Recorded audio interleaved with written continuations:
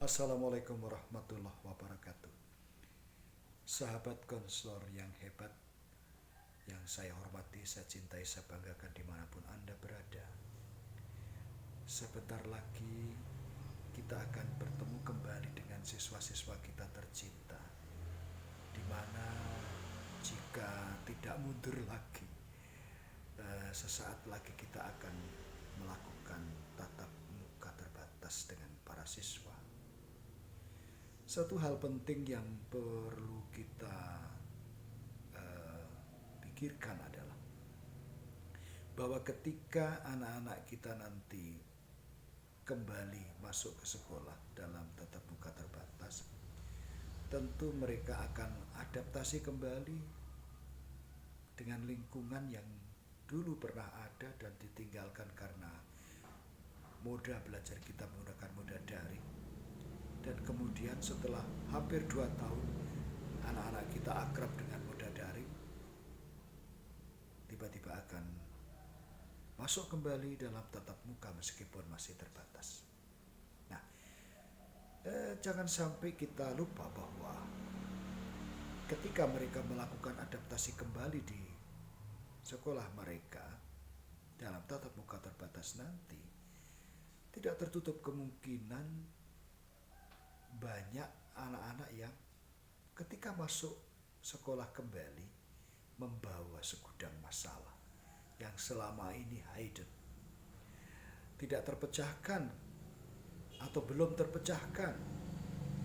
Mungkin karena mereka belum mampu memecahkan masalahnya sendiri, juga akan terhambat memecahkan masalahnya karena tidak ada pihak yang membantu, apalagi mungkin jika mereka itu introvert terhadap orang tuanya.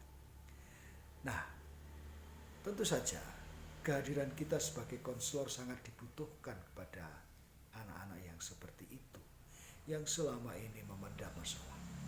Ya, jadi jangan sampai kita lupa dengan keadaan ini. Maka sebagai konselor nanti ketika anak-anak melakukan tatap muka terbatas, mulai kembali beradaptasi dengan lingkungan sekolah, hadirlah kita semua para konselor di hati para siswa kita, di dalam pribadi para siswa kita. Mungkinkah di antara mereka yang mulai aktif kembali belajar itu ada masalah di dalam dirinya?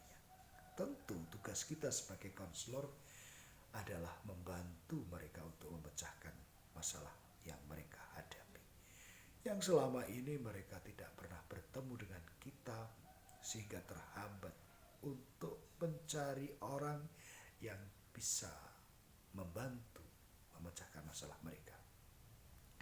Dalam upaya membantu memecahkan masalah mereka, tentu hal yang terpenting kita benahi kembali adalah bagaimana kita mengoptimalkan pelaksanaan layanan konseling bagi mereka yang kita prioritaskan karena ada masalah individual yang membutuhkan bantuan untuk memecahkan.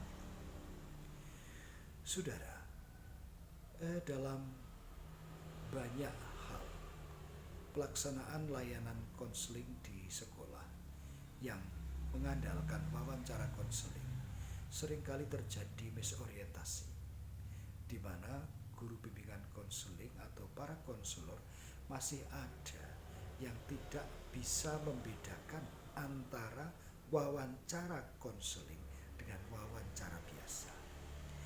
Persamaan wawancara konseling dan wawancara biasa adalah bahwa dalam wawancara itu terjadi hubungan face to face, terjadi komunikasi dua arah.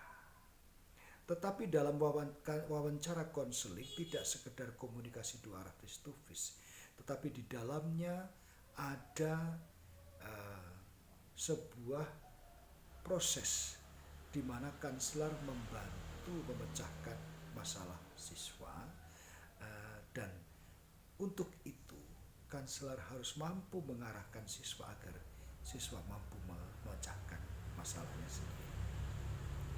Banyak strategi ataupun pendekatan konseling yang kita lakukan baik secara langsung berpusat pada konselor, ataupun non-direktif yang berpusat pada siswa atau klien, ataupun gabungan di antara keduanya, kadang berpusat konselor, kadang berpusat pada klien yang disebut sebagai eklektif. Dan nampaknya yang ketiga ini untuk anak-anak SMP lebih cocok kita lakukan. Nah, oleh karena itu, pada hal yang berhubungan dengan konseling ini, saya ingin memotivasi sahabat-sahabat saya, para konselor yang hebat, agar mulai untuk membenahi kembali sebuah proses wawancara yang konseling yang benar.